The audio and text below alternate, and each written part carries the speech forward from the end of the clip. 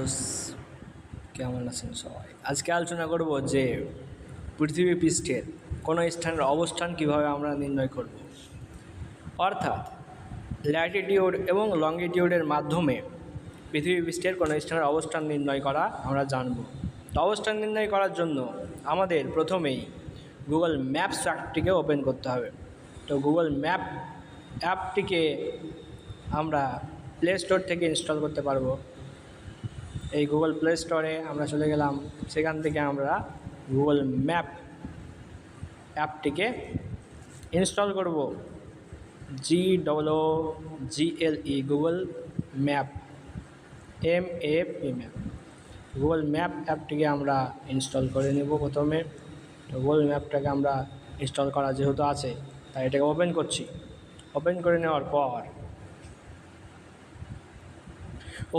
নেওয়ার পর আমরা এবার সার্চ করব এখানে যে আমরা ইন্ডিয়ার যদি আমরা অবস্থান কান্ট্রি অফ সাউথ এশিয়ার মধ্যে অবস্থিত যে ইন্ডিয়ার আমরা অবস্থান নির্ণয় করতে চাই। তো অবস্থান নির্ণয় করতে গেলে আমাদের ইন্ডিয়াটিকে সার্চ করলাম। সার্চ করে নেওয়ার পর এবার আমরা সেখানকার যদি অক্ষাংশ এবং দ্রাঘিমাংশগত বিস্তার জানতে চাই, তো আমাদের এটাকে এই ইন্ডিয়ার উপরে ক্লিক করার পর সেদিকে আমরা এখন তাজমহলের অবস্থান নির্ণয় করব, যেটা উত্তরপ্রদেশে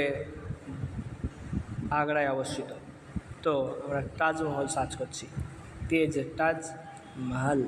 তাজমহলটাকে আমরা যদি সার্চ করি, তবে তাজমহল আগ্রায় অবস্থিত লোকেশন আমরা দেখতে পাচ্ছি।